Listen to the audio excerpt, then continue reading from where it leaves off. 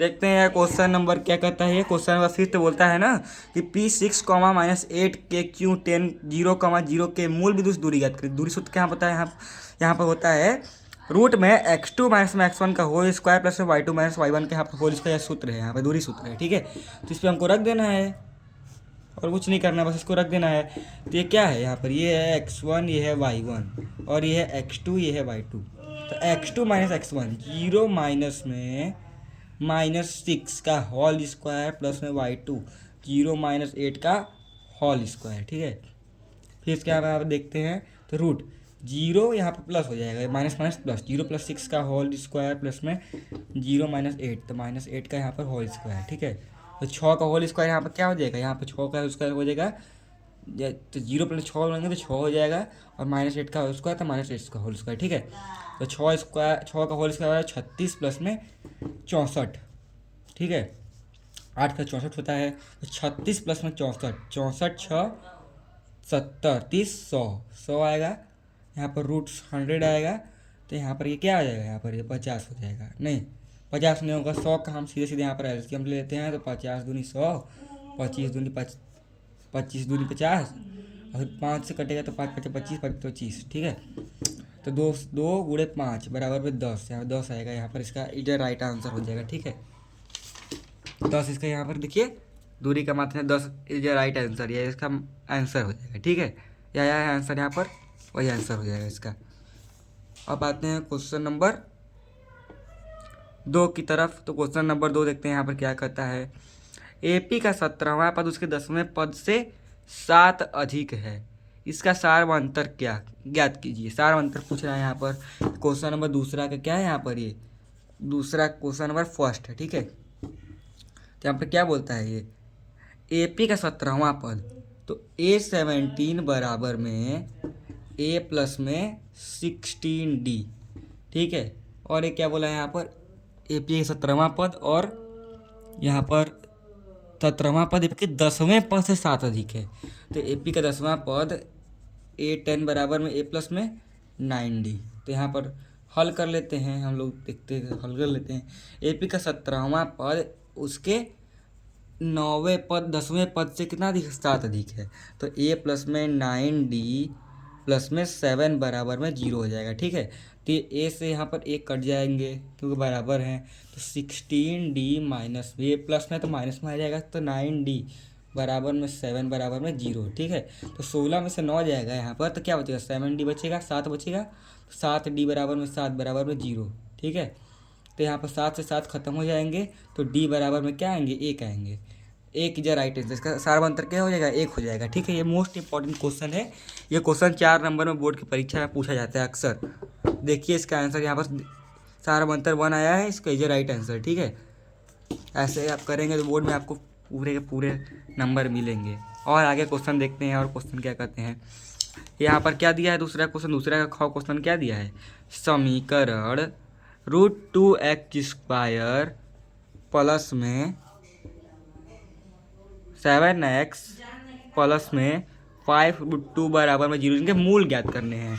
तो हम लोग मूल ज्ञात करने के लिए क्या करते हैं, देखिए मूल इनका गुणनखंड होता है, इसको गुणनखंड भी कहते हैं, ठीक है। तो √2 का पीछे गुणा करेंगे इसमें, तो √2 का 2 में करेंगे, 2 रूट हट जाएगा, 2 बचेंगे। और 5 × 10 में करेंगे, 10 लाना है, ठीक है। तो हमें ऐसा कोई संख्या खोजना है जो जोड़ने पर 7 आए और गुणा करने पर 10 आए। तो यहाँ पर क्या हो जाएंगे, 5 + 2 7 पर 5 दूनी 10, ये दोनों संख्या हो जाएंगे। तो यहाँ पर कर लेते हैं √2x² प्लस में 5 प्लस में 2x प्लस में 5√2 बराबर में 0, ठीक है। बराबर में √2x² प्लस में ये x का गुणा हो जाएगा, तो 5x प्लस में 2x प्लस में 5√2 बराबर में 0, ठीक है। अब हमें कॉमन लेना है, इन दोनों में क्या कॉमन है, x कॉमन है, ठीक है। तो यहाँ पर ये x√2 हो जाएगा प्लस में 5 हो जाएगा। और इसमें क्या कॉमन है, इसमें क्या कॉमन है, इसमें 2 कॉमन है, नहीं इसमें √2 कॉमन है, ठीक है। तो √2 x√2, तो यहाँ पर 2x हो जाएगा, गुणा करेंगे 2 हो जाएगा, प्लस में 5, नहीं प्लस में 5 नहीं, यहाँ पर हाँ 5 हो जाएगा, ठीक है। 5√2 आ जाएगा बराबर 0।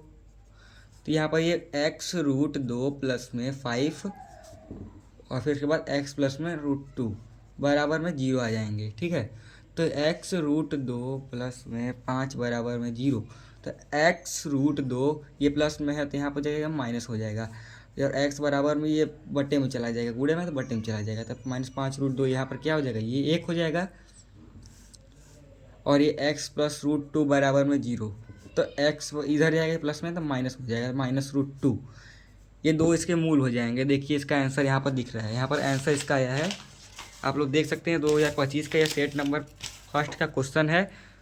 देखिए ये सेट नंबर फर्स्ट का क्वेश्चन है 2025 का। देखिए ये क्वेश्चन मोस्ट इम्पॉर्टेंट है 10th क्लास के लिए, आपको करने के लिए ये क्वेश्चन मिलेंगे। अब देखते हैं यहाँ पर, देखिए इसका आंसर -5√2 और √-√2 आया है ना आंसर, यहाँ पर देखिए -5√2 आया है और -√2 आया है, ये इसका क्या है, राइट आंसर है। देख लीजिए आप लोग, ये पूरा कैलकुलेशन है, आप अच्छे से देख लीजिए, आप अच्छे से समझ लीजिए। ये क्वेश्चन ये 4 नंबर में क्वेश्चन पूछता है बोर्ड परीक्षा में।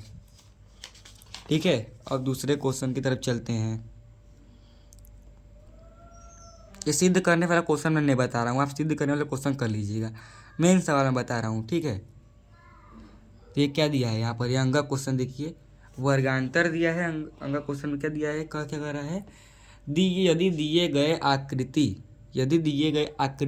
आवृत्ति वितरण के आंकड़ों का माध्यक 28.5 है तो x और y के मान ज्ञात कीजिए। दिया है n बराबर 60।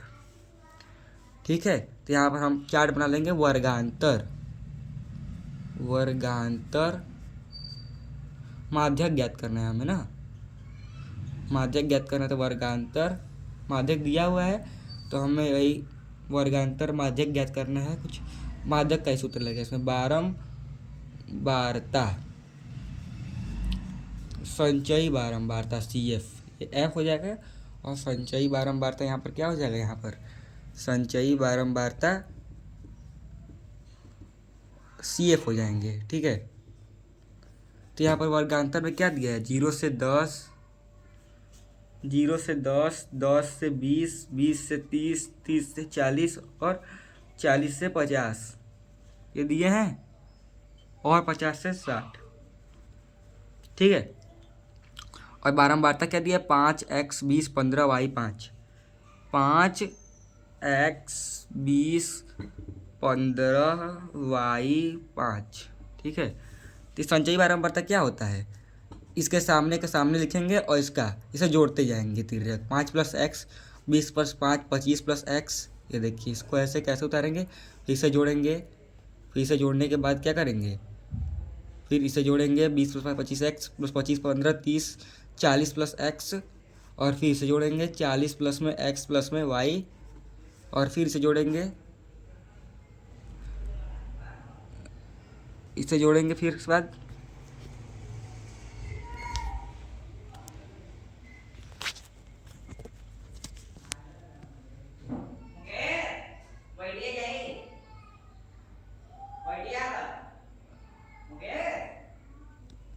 ये देखिए, तो 40 प्लस में 45 प्लस में x प्लस में y आ जाएंगे, तो 45 + x प्लस में y